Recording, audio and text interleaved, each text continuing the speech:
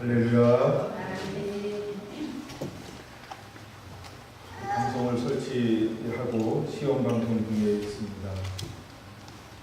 지난번에 녹화한 거를 한번 작업해서 올렸고요. 지금은 실시간 방송이 나가고 있어요.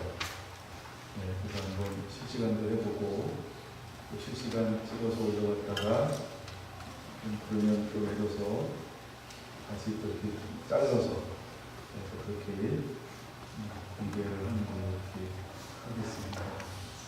네, 저도 실시간 방송이 처음이라 방송한다고 그러니까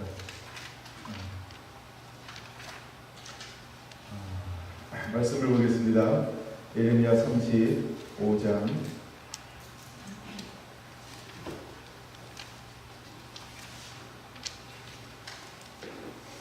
예레미야 35장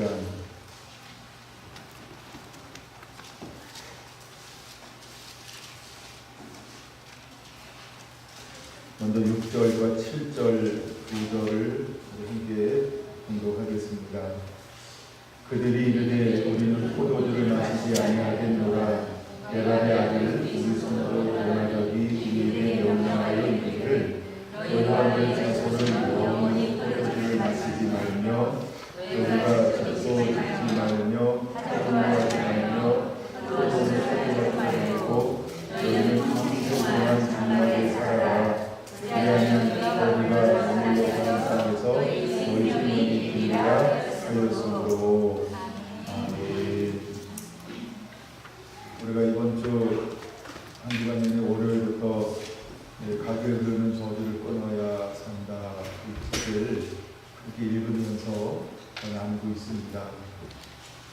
그러다가 이 내갑족 속의 신앙을 12번째 장에서 나누게 되었는데 오늘은 그 부분을 좀 더 한번 나누어 보려고 합니다.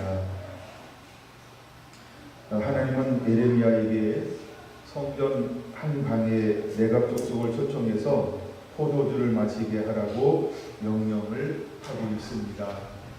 이 예레미야는 내갑족 속을 그 방에 불러다가 포도주가 가득 든 잔을 마시라고 권하고 있습니다. 그랬더니 이 내갑 자손들은 포도주를 마시기를 거부하면서 이렇게 이야기를 하는 것이지요.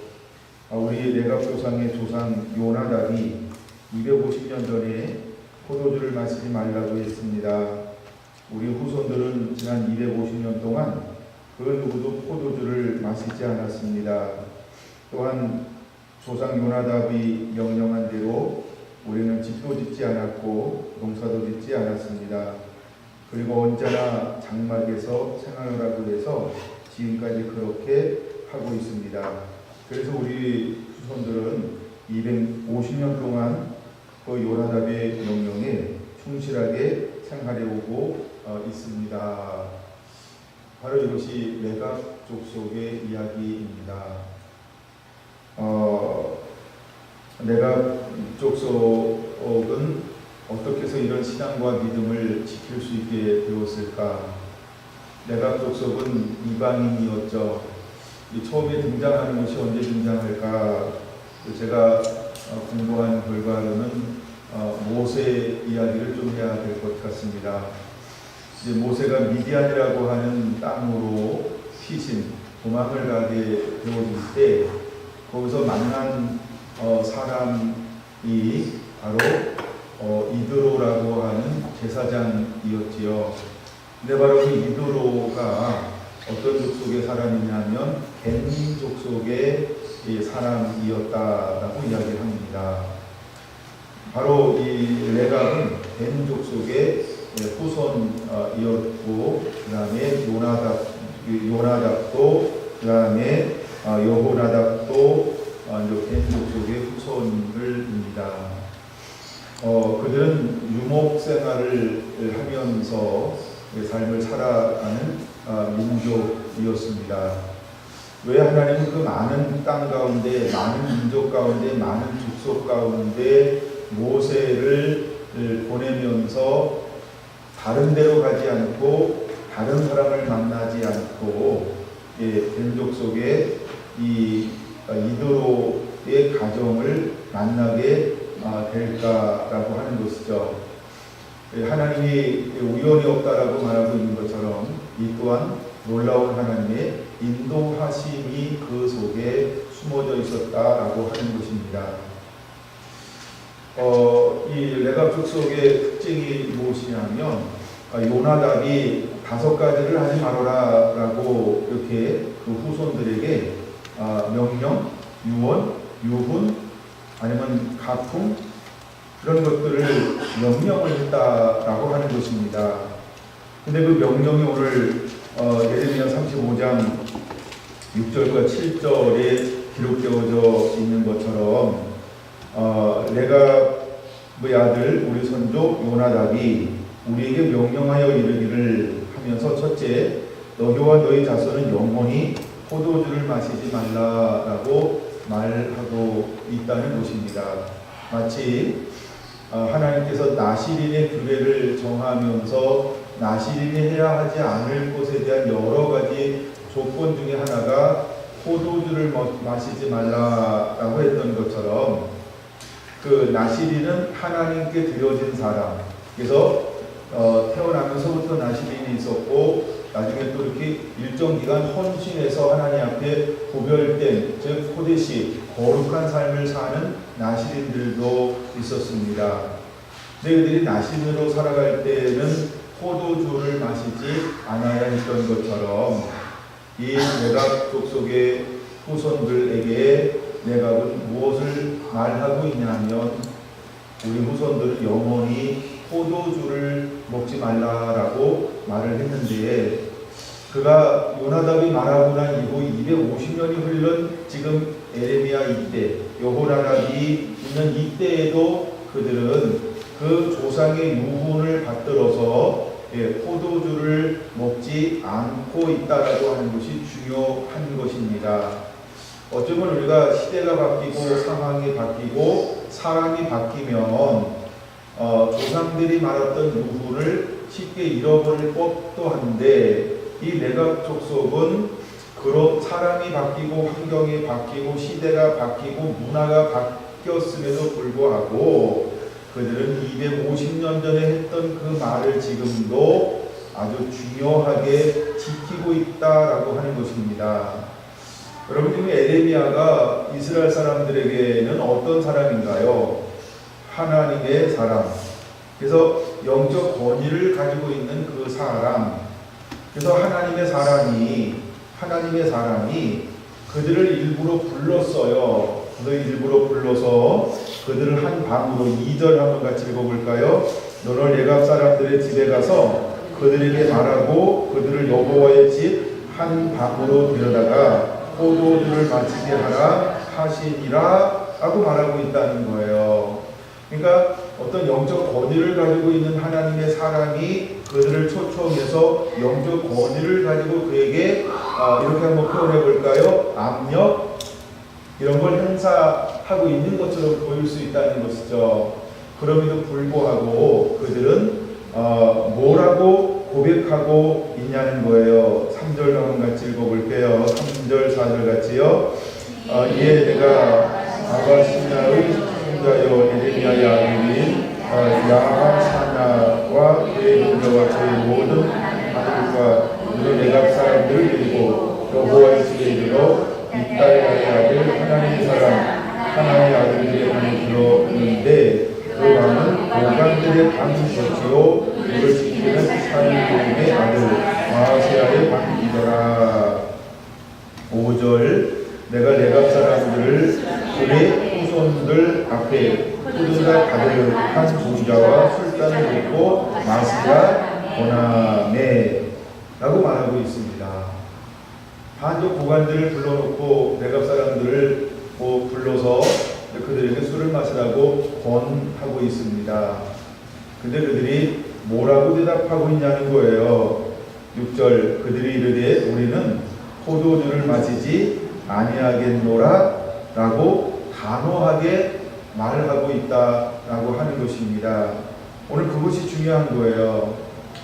어떤 우리가 문화가 바뀌었다, 환경이 바뀌었다, 그다음에 내가 그 말을 듣지 못했어. 그다음에 지금은 상황이 달라졌지.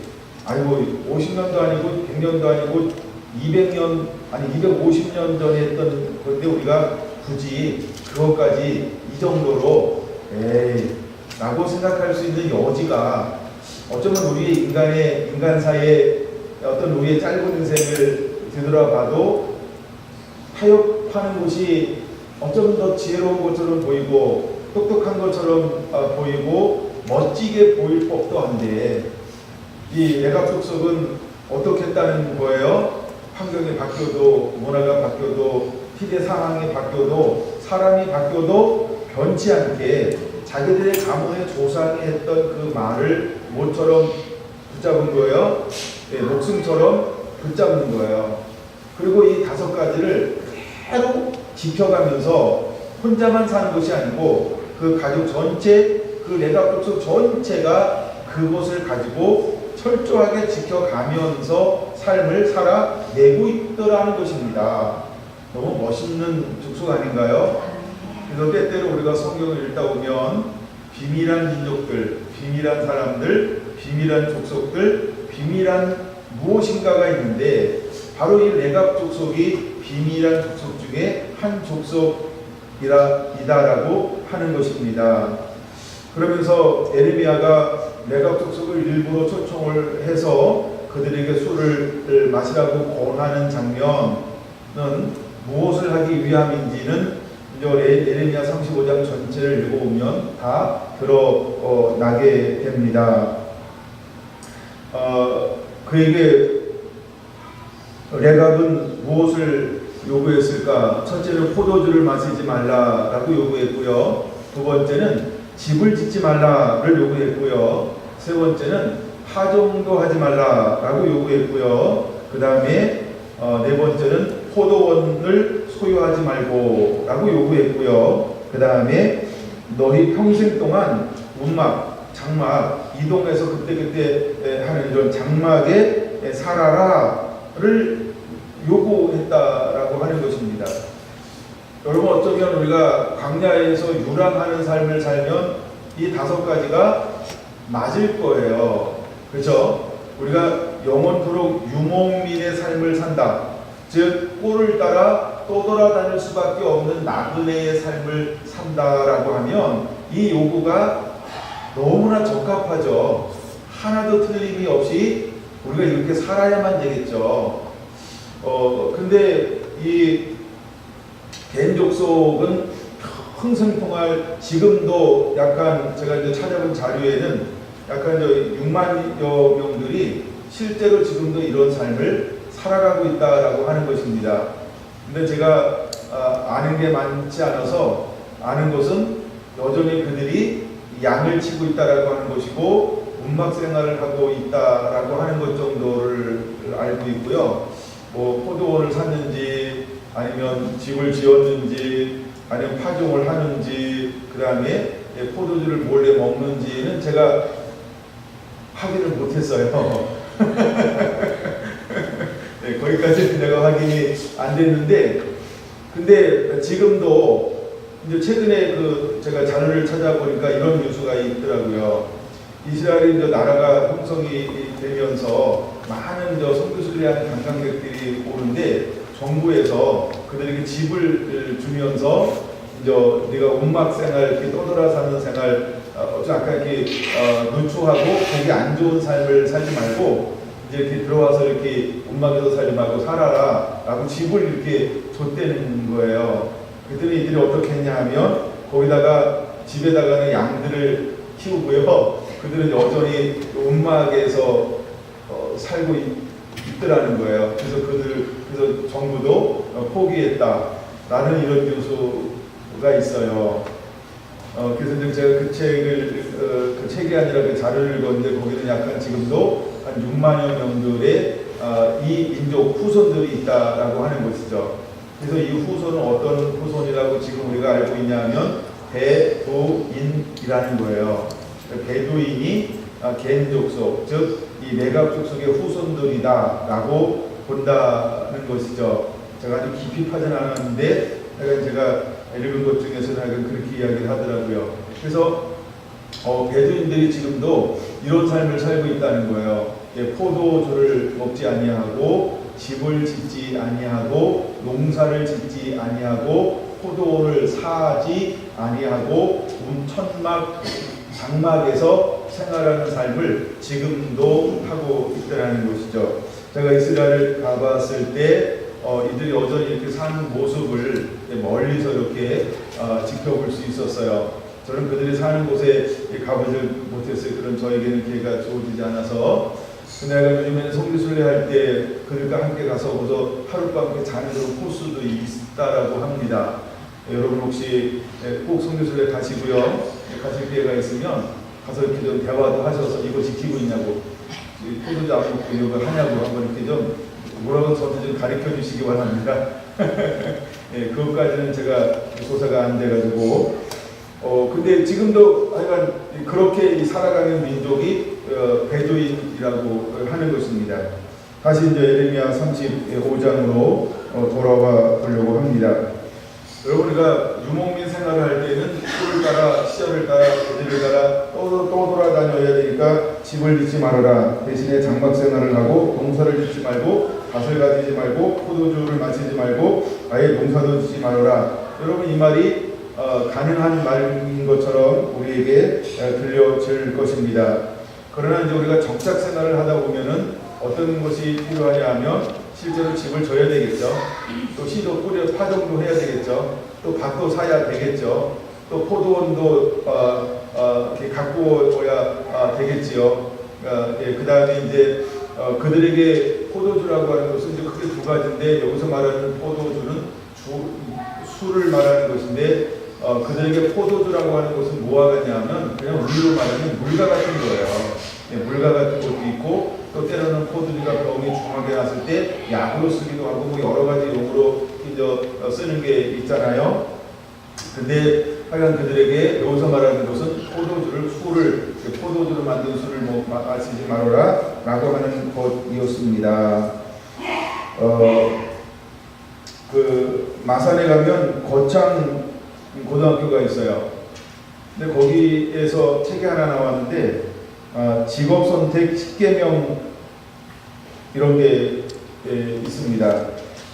거기 교장 선생님의 은퇴하시고 그 교장 선생님을 기리기 위해서 그 교장 선생님의 가르침을 다른 선생님들이 이어받아서 한 10가지로 그 선생님의 어떤 것을 강조했는가를 모아놓은 책이 하나 있습니다. 그래서 가장 유명한 것 중에 하나가 고창고등학교의 직업선택 10계명 이런 게 있어요. 바로 찾으면 다 나옵니다. 첫째가 뭐냐면 월급이 적은 쪽을 선택하라. 이게 첫 계명이 되는 거예요. 월급이 적은 쪽을 선택하라. 이상한 거 가르치죠? 저도 읽어도 이상한 것 같아요. 두 번째, 내가 원하는 곳이 아니라 나를 필요로 하는 곳을 택하라. 내가 원하는 곳이 아니라 나를 필요로 하는 곳을 택하라. 세 번째, 승진의 기회가 거의 없는 곳으로 택하라. 이 직업을 택하는데 세 번째, 승진의 기회가 거의 없는 곳으로 택하라. 네 번째, 모든 곳이 갖추어진 곳을 피하고 처음부터 시작해야 하는 항모지를 택하라. 다섯 번째, 직업을 택할 때 앞을 다투어 모여드는 곳은 절대 가지 말라. 여섯 번째, 장래성이 전혀 없다고 생각되는 곳으로 가라. 일곱 번째, 사회적 존경받는 것 바랄 수 없는 곳으로 가라. 여덟 번째, 부모나 아내가 약혼자가 결사 반대를 하는 곳이면 틀림이 없다. 의심하지 말고 가라. 열 번째, 왕관이 아니라 단두대가 기다리고 있는 곳으로 가라. 이상한 선생님이죠. 여러분, 우리가 어떤 성공을 위해서 산다고 한다면 이 가르침은 굉장히 잘못된 것입니다. 만약에 우리가 이 땅에서 부유함, 넉넉함, 어떤 그 명예 이런 걸 추구하면서 목표라고 한다면, 방향성이라고 한다면 이 선생님은 아주 못됐고 아주 개팍하고 그리고 아주 이상하고 교단에서 퇴출 대상 영순이 아마 이런 선생님이어야 할 것입니다. 근데 이 선생님이 말씀하고자 아이들에게 가르치고자 하는 것이 뭘까요? 뭘 가르치고 싶은 걸까요? 그냥 너희들이 평범하게 살지 말고 너희들이 그냥 남들이 있는 곳에서 그냥 그렇게 살아가는 어떤 이런 꿈이나 비전을 갖는 것이 아니고 너희는 정말 너 자신의 모든 걸 다 소비해서 다른 사람들의 유익을 위해서 다른 사람들을 섬기며 다른 사람들의 돕는 그 삶을 정말 살아내기를 원하는 그 철학이 이 10가지 계명에 읽으면 읽을수록 들어있는 것을 발견할 수 있게 될 것입니다. 여러분, 하나님의 사람들이 정말 어떻게 살아야 할까요? 우리가 찬양만 그렇게 하는 것이 아니고 아굴골짝 빈들에도 복음 들고 가보리다. 그냥 이거 찬양만 하는 게 아니고 어쩌면 우리가 하나님의 사랑받고 하나님의 복음을 가지고 이제 그 말씀을 전하기 위해서 어디로 가야 할까요? 생명이 와글와글한데 가는 것도 아니고 꽃이 활짝 핀 곳에 우리가 가서 또 하나의 꽃을 더 하는 것이 아니고 빛들에 모여져 있는 곳에 또 하나의 빛을 하나 더 얹어 놓는 것이 아니고 여러분, 정말 우리가 가야 할 곳이 어딜까요? 그렇죠. 예, 목마름이 전혀 없는 곳이 아닌 정말 갈급하고 목말라 하며 한 모금의 그 생명 그것을 굶주림에 찾고 있는 그곳이 있다라고 한다면 어쩌면 우리가 가야 할 곳이 그곳이 우리가 가야 할 곳인 것처럼 여러분, 이 10계명 전체가 바로 그런 인물이 되라고 하는 것입니다. 그런 사람이 되라고 하는 것입니다. 근데 바로 이런 삶을 살아낸 사람들이 있는데 그 사람이 어떤 사람이냐 하면 바로 내각 족속들이 그런 삶을 살아냈다라고 하는 것이죠. 지금 그런 삶을 살아가고 있다라고 하는 것입니다. 지금 예레미야 35장은 어떤 장이냐 하면은 이제 바벨론에 의해서 유다가 이렇게 포위를 당하였습니다. 그리고 여기 1장 보면 1장을 읽었죠. 유다의 요시야 왕의 아들 여호야김 때에 여호와로부터 말씀이 에레미야에게 임하여 이르시되라고 말합니다. 바벨론 느부갓네살 왕에 의해서 포로로 끌려갈 때가 언제냐면 608년에 시작이 되어집니다.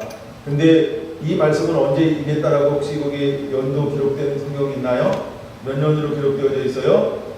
BC 605년입니다. 그럼 이미 뭐예요? 1차 포로로 끌려가고, 그렇죠? 1차 포로로 끌려가고 남아있는 상태. 이미 어떤 상태예요? 바벨론에 의해서 침노를 당해서 바벨론에 보이지 않는 이 지배를 받고 있는 그런 시대라고 하는 것이죠. 그때 하나님의 말씀이 에레미야에게 임하여서 다시 한번 에레미야를 통해서 이스라엘 하나님이 깨우치기 위해서 하시는 말씀 가운데 한 대목이라고 하는 것을 우리가 기억해야 합니다. 그래서 그들에게 또다시 어떤 걸 주는 거예요? 회개할 수 있는 기회, 돌이킬 수 있는 기회, 하나님을 찾고 하나님을 향하여 부르짖으며 그들의 모든 불순종과 하나님의 우상 숭배를 벗어버리고 온전히 하나님께로 돌아올 수 있는 기회를 주기 위해서 하나님이 이 하나님의 선지자 에레미야를 통하여서 어떤 한 민족과 이스라엘을 비교하고 있는 걸까요? 그렇죠? 네갑의 족속과 이스라엘을 비교하고 있다라고 하는 것입니다. 다시 말해서 이 네갑 족속은 250년 전에 한 조상이 했던 이 유훈을 받들어서 그들은 철저하게 지금도 이런 삶을 살고 있다. 그런데 이스라엘 유다야 들으라. 너는 내가 수많은 나의 선지자들을 보내었다. 너는 다윗의 후손이 아니냐? 너는 믿음을 지켜야 되고 내 율법과 내 계명과 내 법도를 지켜 나의 기쁨이 되어야 함에도 불구하고 너희는 나의 말을 어떻게 했느냐? 나의 말을 어떻게 했느냐? 이것을 하나님이 비교하기 위해서 한 족속을 들어서 유다로 하여금 회개할 기회를 또 한 번 던져주고 있는 놀라운 장면이라고 하는 것입니다. 만약에 우리가 이 배경을 모른다라고 한다면 그냥 하나의 이야기 정도로 끝날 것입니다. 그러나 이 이야기를 알고 있는 사람, 다시 말해서 레가 족속이 어떤 족속인지를 알고 자기를 생각할 때는 이 비유는요 너무나 어마어마한 하나님의 사랑으로 우리에게 그 애통하는 마음으로, 긍휼의 마음으로, 자비의 마음으로 하나님이 유다를 다시 한번 이렇게 돌이켜 회개할 수 있는 그 기회를 주기 위해서 하나님이 에레미야를 통하여서 그들을 깨우치기 위한 말씀이라고 하는 것입니다. 여러분, 우리는 여기서 하나님의 음성을 들을 줄 알아야 할 줄로 믿습니다.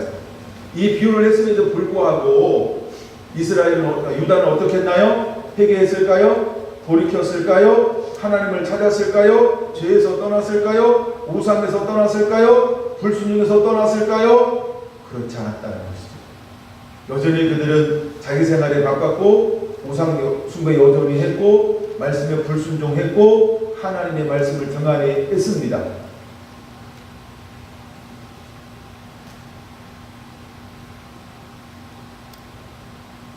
그럼에도 불구하고 레갑 족속의 후손들은 어떤 삶을 살았나요? 여러분, 레갑은 유대인이 아닙니다. 그들은 이방인이었습니다. 근데 하나님께서 이 레갑 족속을 하나님이 영원히 지켜주리라, 내가 너를 보호할 것이다 라고 하는 이 왕하 10장에 보면 약속의 말씀이 있습니다. 예, 그래서 그때부터 하나님께서 레갑 족속을 보호하고 도우시고 인도하셨습니다. 그래서 북이스라엘이 멸망받을 때 아수르에 의해서 그때 아수르가 쳐들어왔을 때에도 유일하게 살아남은 족속이 있는데 그 족속이 누구냐면 레갑 족속이라고 하는 거예요. 왜냐하면 레갑 족속은 이 유목민이잖아요. 이제 이 북이스라엘이 멸망을 받기 전에 그 상황이 어떤 상황이 오냐 하면 이제 이 가뭄이 오는 거예요. 풀이 마르는 거죠. 그래서 그런 풀이 마르면 어떻게 해야 돼요? 물 따라 바람 따라가 아니고 목소리 따라 이동을 해야 되는 거잖아요. 그래서 북쪽에 살다가 어디로 내려왔어요? 남쪽으로 내려왔어요. 그때에 무엇을 만나는 걸까요? 아수르에 의해서 사마리아 수도죠. 북이스라엘이 멸망을 받게 되는 거예요. 그래서 살아남은 족속이 있는데 그 족속이 누구였다? 족속, 즉 레갑 족속이었다라고 하는 것입니다. 그래서 그들이 지금 어디에서 살면서 계속해서 이렇게 유목민의 생활을 하고 있나요? 11절 한번 읽어보겠습니다. 그러나 바벨론의 문것을 이 땅에 올라왔을 때 우리가 말하기를 갈대아인의 군대와 수리아인의 군대를 피하여 예루살렘으로 가자 하고 우리가 예루살렘에 살았노라. 그럼 지금 어디에 살고 있다는 거예요? 예루살렘에 살고 있다는 거예요. 아수르도 피하고 수리아도 피하고 그래서 지금 예루살렘에 살고 있다라고 하는 것이죠. 그럼 그들이 예루살렘에 살면서 여전히 무엇을 지키고 있을까요? 그쵸? 조상들의 유분을 그대로 지키면서 그들은 어떤 삶을 살아내고 있는 거예요? 유목민의 삶을 살아내고 있는 것이죠. 다시 말하면 술을 먹지 아니하고 포도원을 소유하려고 땅 사지 않고, 그 다음에 땅에서 농사 지으려고 종자 이런 거 싸움하지 아니하고, 그 다음에 계속해서 집을 짓지 아니하고 그런 삶을 여전히 살고 있다라고 하는 것입니다. 여러분, 여기서 하나님께서 가장 우리에게 중요하게 보여주고 싶은 것 중에 하나가 뭐냐 하면 하나님의 말씀에 대해서 순종하느냐 순종하지 않느냐, 하나님은 이것을 우리에게 보여주고 싶어 한다라고 하는 것이 또 하나의 초점이라고 하는 것입니다. 여러분, 이 레갑 족속의 특징 중에 하나는 어려운 것이 전혀 아니라고 하는 것입니다. 이 레각 족속의 특징이 뭐냐 하면 단순한 순종이라고 하는 것입니다. 여러분, 하나님은 우리에게 무엇을 요구할까요? 야, 너 레각 족속도 조상들이 했던 그 유분의 말을 지금도 이렇게 단순하게 지키지 않느냐. 근데 내가 내 말에 순종하고 내 법도를 지키고 내 계명을 지키면 내가 너와 함께할 것이며 내가 너를 도울 것이며 내가 너를 번성하게 할 것이며 내가 너를 인도할 것이며 내가 너를 다 한다고 말하지 않았느냐. 하나님이 말씀한 것을 이제 유다 백성들이 다시 한번 이렇게 회상하면서 아, 그래, 맞아, 정말 유일하신 우리 하나님이 모든 신 중에서 가장 뛰어난 이 유일하신 이 하나님이 우리가 하나님 그분의 말씀을 지키면 그분이 우리를 보호하시고 인도하시고 지키시고 함께 하심으로 인해서 우리의 모든 풍요와 넉넉함과 그 다음에 지킴, 이 모든 것들이 우리에게 그들이 일어날 거야 라고 그들이 깨닫게 되기를 원하는 아버지의 마음이 있었다라고 하는 것입니다. 여러분들이 여기서 무엇을 배워야 할까? 지금도 늦지 않았습니다. 하나님의 말씀 앞에 단순히 순종하는 것을 우리가 배워야 할 줄로 믿습니다. 할렐루야. 여러분, 준비가 되어져 있나요? 단순해야 합니다. 레각 족속은 단순했습니다. 바보처럼 살았어요. 아까 거창고등학교만 거창한 게 아니잖아요. 얼마나 단순해요. 어쩌면 세상과 거꾸로 가고 있지 않나요? 근데 그 거꾸로 가는 사람이 되라는 거예요. 거꾸로 가서 그들을 돕는 사람이 되라는 거예요. 정말 사람들이 필요한 인재가 되라고 하는 거예요. 그런 것처럼 하나님의 레각 족속을 들어서 우리에게 무엇을 가르쳐 주고 싶어 하는 걸까요? 내가 내 말에 순종하기만 하면, 내가 내 말대로 행하기만 하면 내가 너를 지키실 것이다 라고 하나님이 말씀하시고 있다라고 하는 것입니다. 여러분, 우리가 신명기 28장에 복이 오는 것을 보면 복이 어떻게 오든가요? 단순하게 복이 오지 않던가요? 내 말을 듣고 내 말을 지켜 내 말대로 행하면 내가 너에게 복을 줄 거야. 어떻게 복이 많은지 하니? 들어가서 복을 받는다? 아니, 들어가면 무슨 복을 받을까? 하면 나오면 복 받는다? 나오면 무슨 복을 받을까? 복 받아보셨죠? 그냥 떡반죽 그릇이 복을 받고서 그냥 무엇을 하든지 하나님께서 내 삶 가운데, 이걸 다른 말로 범사의 복을 주는 것을 그냥 우리가 누리게 될 거라는 거예요. 무엇하면? 내 말을 듣고 지켜 순종하기만 하면. 이걸 우리가 복잡하게 생각하지 말고요, 이렇게 한번 생각해 봤으면 좋겠어요. 단순한 순종. 하나님 우리에게 요구하는 것은요, 전적인 의지, 이걸 단순한 순종이라고 한번 표현해 봅시다. 하나님 우리에게 단순하게 순종하기를 원하시는 거예요. 그러면 우리가 하는 게 아니고, 우리가 땀 흘려서 되는 것도 아니고, 내가 수고한다고 되는 것도 아니고, 내가 재주가 있어야 되는 것도 아니고, 내가 그 말씀 그대로요, 내가 족속들처럼 단순하게 그냥 그 말씀을 우직하게 순종하여 살아내면 하나님께서 우리에게 필요한 모든 것뿐만 아니라 하나님이 우리를 통하여 하고 싶어하는 모든 것들도 전부 공급해 줄 걸 믿으시기 바랍니다. 그래서 하나님께서 아브라함을 부르시고 이삭을 낳고 야곱을 낳고 요셉과 함께할 때 그들의 삶 가운데 복이 어떻게 나타나던가요? 단순하게 순종할 때 멋있는 축복이 나타나지 않던가요? 이것이 우리의 삶이 되기를 원합니다. 여러분, 아브라함은 단순하게 순종만 했던 것 뿐입니다. 할렐루야. 사라가 단순하게 순종만 했던 것 뿐입니다. 이삭이요, 머리 쓰지 않고 단순하게 순종했던 것입니다. 그래서 그 땅 가운데 농사를 지었더니 100배가 일어났다. 이것은 이삭이 무엇을 수고했다, 머리를 썼다, 농업을 연구해가지고 새로운 걸 발견하고 뭔가 이렇게 다른 방법을 썼다, 그런 거 없습니다. 이삭이 했던 것은 아무것도 없습니다. 단 하나밖에요.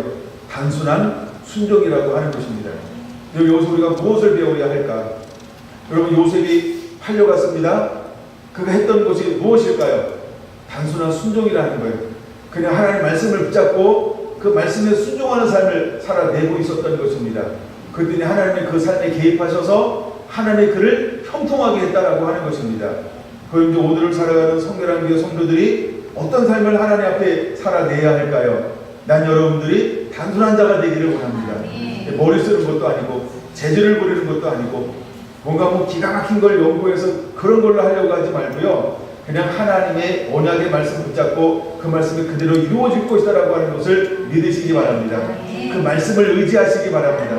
주님만을 의지하시기를 바랍니다. 그러면 주님이 행하실 것입니다.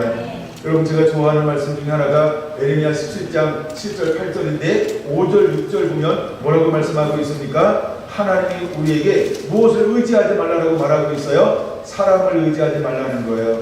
형제들을 의지하지 말라는 거예요. 여러분 혈연을 의지하지 말라는 거예요. 이 모든 것 다 의지의 대상이 아니라고 하는 거예요. 여러분과 하나님 외에 다른 것을 의지하면 그에게 무엇이 임한다라고 말하고 있습니까? 저주가 임할 거라고 말하고 있습니다. 저주가 임한다는 거예요. 근데 하나님이 우리에게 뭘 요구하고 있습니까? 너는 여호와 하나님을 의뢰하고 신뢰하라. 그래야만 우리의 삶이 물가에 심겨운 나무처럼 된다는 거예요. 할렐루야. 그래서 더위가 올지라도요. 그래서 여러분이가 추위가 온다 할지라도요. 가뭄이 온다 할지라도요. 두려워할 필요가 없다는 거예요. 왜? 우리가 물가에 심겨진 나무이기 때문에. 더 다시 말하면 여호와가 나의 목자가 되어 주실 것이기 때문에 라고 하는 것입니다. 할렐루야. 여러분 시편 23편 6절에 정말 멋있는 말 있지 않나요? 원수의 상 앞에서 내게 할렐루야 뭘 하신다고 말씀했죠? 예, 상을 베푸시고 할렐루야. 너무 멋있는 하나님 아닌가요?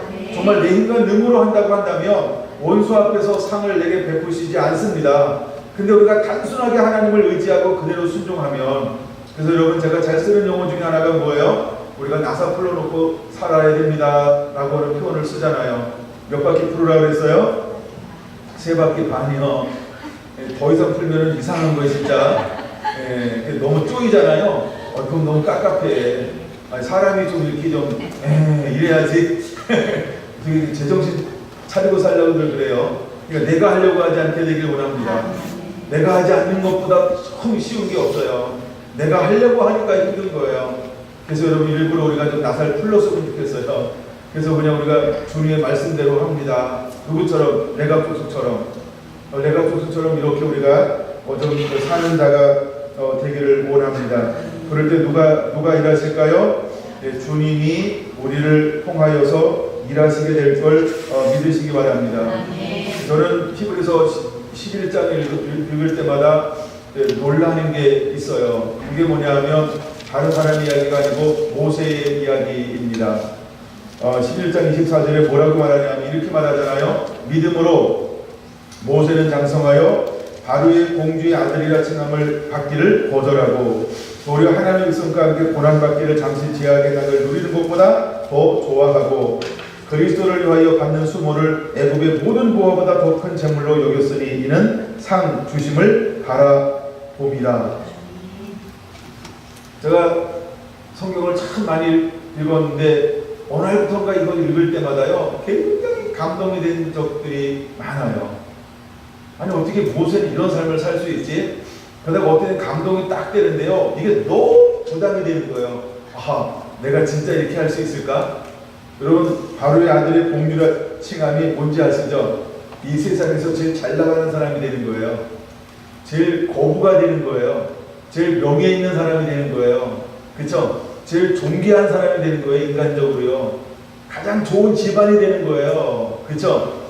여러분 그 위에 아무도 없어요. 그쵸? 예, 그 위에 아무도 없어요. 정말 최고의 사람이 되는 거예요. 그게 그 바로의 아들의 공주의 아들이라 칭함을 받는 거예요. 근데 그럼 무엇을 포기합니까? 그 모든 걸 포기하는 거예요.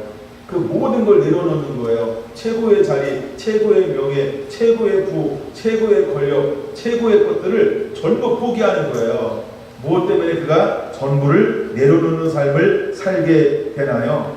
그렇죠? 그는 누구를 바라봤어요? 누구를 바라봤어요?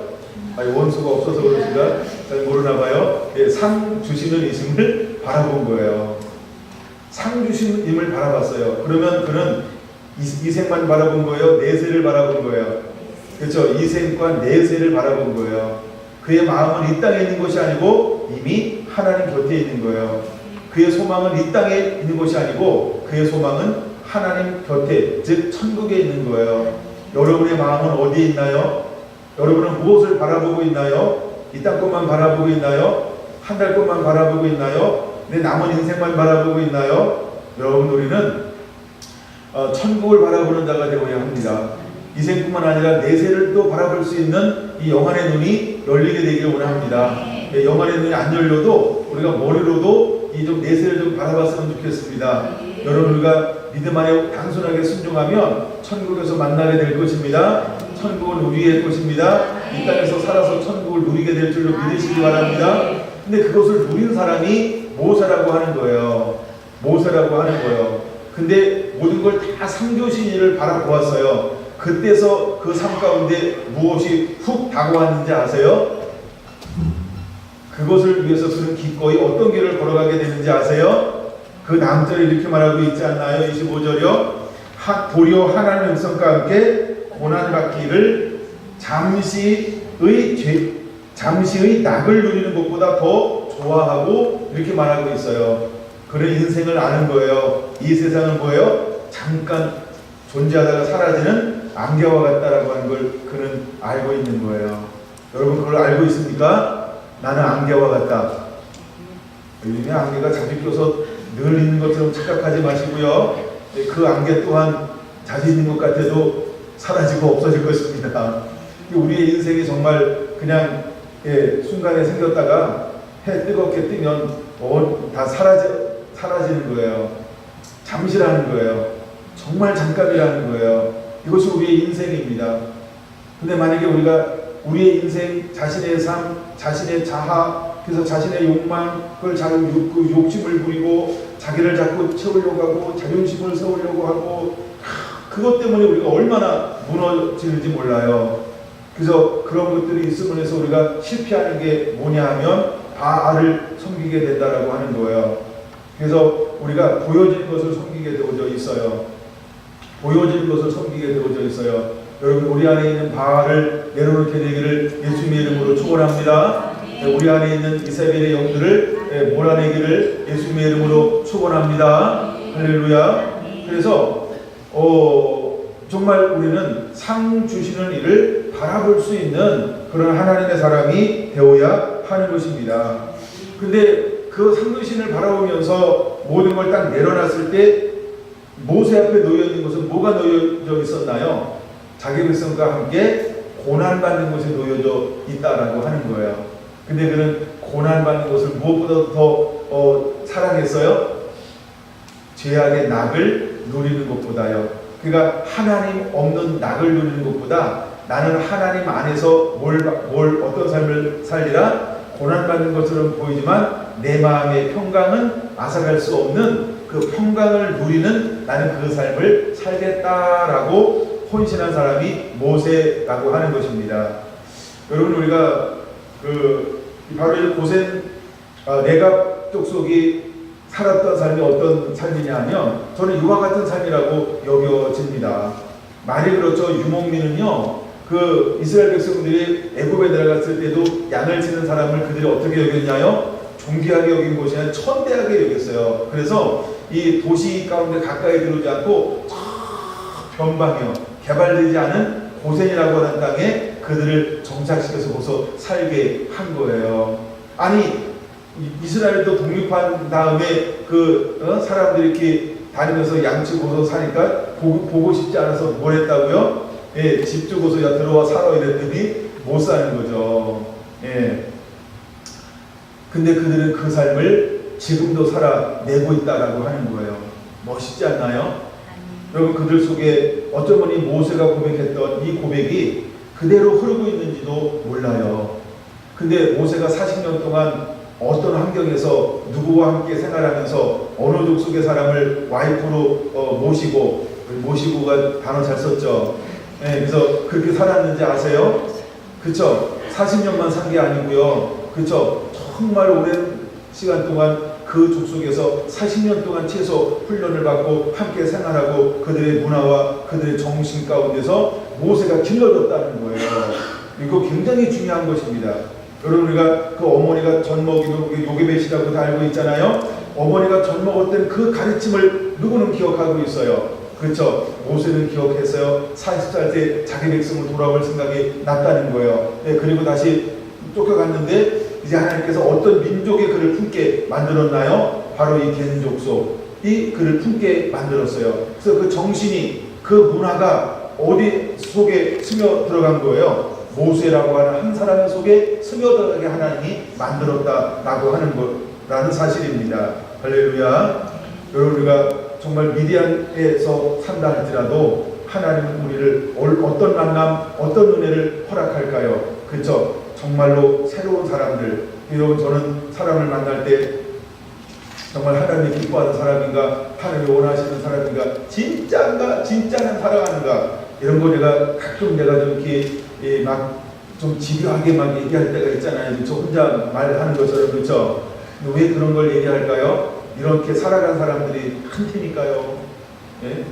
제가 이 말씀을 하면서 정말 더 길게 나누고 싶었던 것들이 있는데, 그게 뭐냐면 경건하게 살았던, 청빈하게 살았던 사람들은 실제로 이 땅에서는 어떤 삶을 살았는가, 이런 것들이에요. 예. 여러분, 청빈하게 살던 사람들 한번 생각해 보세요. 여러분, 우리가 진센도르프 백작만 해도 어떤 삶을 살아요? 주로 사회잖아요. 백작이잖아요. 그죠? 그 당시는 뭐 지주잖아요. 근데 그는 어떤 걸 가졌어요? 그 속에 정치에 휩쓸리지 아니하고 그런 경건한 삶을 살기를 원하여 그 삶을 살아가니까 하나님의 은혜를 보어서 더 이상 압력을 받지 아니하고 이것을 지켜낼 수 있는 삶을 살게 만들잖아요. 여러분, 이 뿌리가 어떤 뿌리가 되었어요? 경건주의의 뿌리가 되었어요. 근간이 되었다는 거예요. 이것이 계속해서 흘러오고 있다라고 하는 거예요. 여러분, 우리가 청빈의 삶을 산다는 것은 굉장히 중요한 것입니다. 여러분이 가난한 삶을 사는 것이 아니고요, 고센 족속처럼, 내각 족속처럼 우리가 청빈의 삶을 사는 거예요. 우리가 한국에 복음이 처음 들어왔을 때 우리 믿음의 선배들이 냈던 삶이 어떤 삶인지 아세요? 청빈의 삶이에요. 그냥 우리가 스스로 없어서 불편한 게 아니고 그냥 없는데 마음의 평강이 있어요. 그게 청빈입니다. 만약에 우리가 없는데 안에 막 더 있고 싶은 욕망이 있고 막 이렇게 욕심이 있고 막 그것이 불편하고 막 이렇게 짜증이 나고 막 이런 건 그건 청빈이 아니에요. 그건 폼이지. 그건 위험을 꾸미려고 하는 것이지, 진짜 청빈한 사람은요, 있고 없고 그런 거에 그렇게 많이 영향을 받지 않아요. 그게 진짜 청빈이라는 거예요. 근데 바로 이 모세라든가 그 다음에 레갑 족속이라든가 이런 믿음으로 살아낸 사람들은 그 마음에 진짜 뭐가 자리 잡고 있냐면 그 청빈이라고 하는 그 마음이 그 안에 흐르고 있다는 거예요. 여러분, 우리가 여기서 무엇을 배워야 할까요? 제가 고린도후서 1편을 읽다가 하나님 어떤 사람을 쓰냐 하면 정말 가난한 사람들, 못 배운 사람들, 막 약한 사람들 막 들어 쓰잖아요. 그 이유가 뭐라고 말하고 있나요? 육체로 자랑지 않게 하려 함이니라. 참 저는 그 부분을 읽을 때 너무 은혜가 돼요. 그 다음에 고린도후서 6장에 비슷한 거 나오잖아요. 하나님 그 이유가 무엇일까요? 하나님은 우리가 하나님만의 영광 받기를 원하신다라고 하는 것입니다. 여러분, 우리의 삶이 그런 삶이 되기를 원합니다. 할렐루야. 모세 이야기 좀 더 하고 마칠까요? 히브리서 11장 26절에 보면 그리스도를 위하여 받는 수모를 애굽의 모든 부하보다 더 큰 재물로 여겼으니 이는 상 주심을 바라봄이라 라고 말하고 있습니다. 결국 그가 고난을 받는데 왜 고난을 받는 길을 걸어간 거예요? 무엇 때문에 그가 고난을 받게 되어지는 거예요? 복음 때문에요. 예수 그리스도 때문에요. 이때는 하나님 때문에, 근데 그렇게 말하지 않고 여기 뭐라고 표현하고 있어요? 예수 그리스도를 위하여 받는 수모를 애굽의 모든 보화보다 더 큰 재물로 여겼다, 이렇게 말하고 있는 거예요. 그럼 이제 앞으로 우리 성결한 교회가 걸어가야 할 길, 또 성결한 성도 한 분 한 분들이 걸어가는 그 길이 여러분 모세와 같은 심정으로 그 길을 걸어내게 되기를 예수님의 이름으로 축원합니다. 이제 5절의 말씀과 한번 이렇게 결합을 한번 시켜볼까요? 예. 여러분, 우리가 제자에서 사도가 되는 이 중간쯤에 무엇이 중요하다고 말씀드렸어요? 첫째, 믿음이요. 둘째, 사랑이요. 그 위에 성령을 받는 거예요. 그러면 모세가 예수 그리스도를 위해 받는 수모를 애국의 모든 보다 더 큰 재물로 여겼다. 걸어갈 수 있는 것은 어디서 만들어진 걸까요? 그렇죠? 그게 믿음이라는 거예요. 그게 믿음이라는 거예요. 그게 정신이었다는 거예요. 그것이 환경이었다는 거예요. 근데 모세 속에는 어떤 것이 자라나기 시작했냐 하면 사랑이 싹터서 자라나기 시작했다는 거예요. 사랑하지 아니하면 단순히 내가 내 백성을 돌볼 생각이 난다고 되는 게 아니고 내 안에 믿음을 경비한 사랑이 싹트지 아니하면, 즉 사랑으로 행하지 아니하면 이걸 감당할 수 없게 된다라고 하는 거예요. 근데 그 40년 동안 하나님은 모세에게 무엇을 키웠을까요? 사랑하는 마음, 사랑할 수 있는 마음이요. 사랑이 무엇인지 하나님이 사랑을 만들어 낸 거예요. 그래서 그의 성품 중에 가장 으뜸되는 성품이 있다라고 말하고 있습니다. 으뜸되는 성품이 뭐라고요? 지면의 모든 사람보다 온유함이 뛰어나다라고 말합니다. 그 온유가 뭘까요? 사랑이라고 하는 것입니다. 어떤 것이 다가온다 할지라도, 즉 모든 환경에 영향받지 않는 그 마음을 하나님이 40년 동안 만들어냈어요. 이걸 우리는 다른 말로 표현하면 사랑하는 마음입니다. 사랑하는 마음을 하나님께서 그에게 길러낸 것입니다. 이제 우리가 어떤 마음을 가지고 믿음의 선한 싸움을 싸우는 자가 되어야 할까요?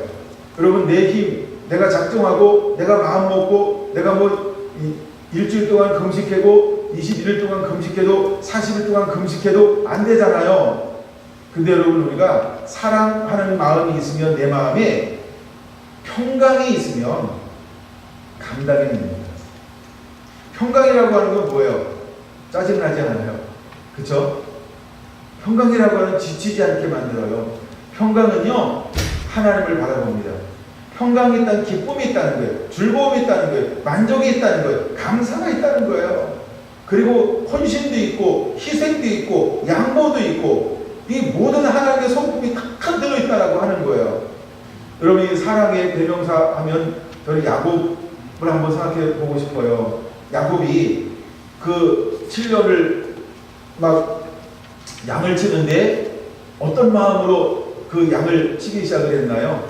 사랑하는 까닭에 7년을 수일처럼 여겼다는 거예요. 여러분, 양 안 쳐봤잖아요. 우리 쉬운가요? 저보고 농사하라 그러면 저 공부할래 이럴 거예요. 저보고 농사할래 이러면 아니 공부할게요 아마 이럴 거예요. 아마 그 힘든 일이라고 하는 거예요. 어마어마하게 힘든 일이라고 하는 거예요. 그걸 제가 그 야곱의 일대기를 천천히 보면서 굉장히 은혜가 되는 부분이, 야곱이 한번 이런 고백하지 않나요? 낮에는 더위를 무릅쓰고 밤에는 추위를 무릅쓰고, 그쵸? 찢겼던 모든 것을 내가 변상했나이다. 이런 고백을 하지 않나요? 그만큼 힘든 게 양을 치는 일이에요. 그런데 야곱이 막 그것을 굴려놨어요. 그리고 라반이 볼 때 너무너무 양을 잘 치는 거야. 그리고 실제 결과도 너무 아름답게 결과가 만들어졌어요. 그리고 하나님이 또 야곱에게는 뭘 줬어요? 한 가정을 이루는데 이제는 이스라엘이라고 하는 12 조상을 만들어낼 이 사람들을 만들어내는 거예요. 근데 하나님이 이것을 만들어낼 때 야곱이 뭘 품게 만들었어요? 사랑을 품게 만들었어요. 그래서 사랑하는 가운데 이스라엘이라고 하는 이 초석을 한 명 한 명 만들어 놓는 이 초석을 놓게 했다는 거예요. 하나님은 오늘 우리에게 무엇으로 섬기는 자가 되라고 말하고 있을까요? 사랑함으로 섬기는 자가 되라라고 말하고 있는 거예요. 결론입니다. 여러분, 내가 족속이 만약에 술을 먹지 아니하고 집을 짓지 아니하고 움막에서 생활하면서 아무것도 없으면서 이동하는 유목민의 삶을 살아가는 것, 그 다음에 250년 전에 조상의 유업으로 말했던 것을 전부를 해서 지켜내고 있는 것은 무엇이 아니면 그렇게 살 수 없을까요? 그렇죠? 사랑이 아니면 살아낼 수 없다는 거예요. 그럼 하나님이 에레미야를 통해서 이것을 유대 민족에게 무엇을 가르치기 위해서 이 말씀을 하고 있는 걸까요? 나는 레갑 족속처럼 너희도 하나님을 말로가 아닌,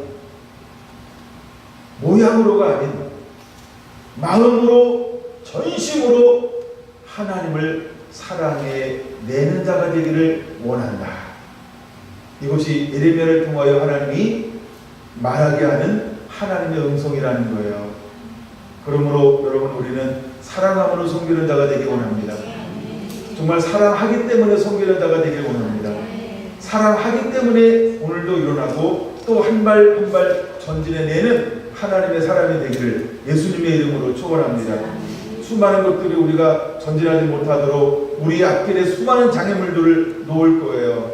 그러나 우리가 장애물을 보는 것이 아니고 그 너머에 있는 사랑하는 그분을 바라본다고 한다면 어떤 장애물이 있다 할지라도 우리는 넘어가게 될 것입니다. 돌파하게 될 것입니다. 승리하는 자가 될 것입니다.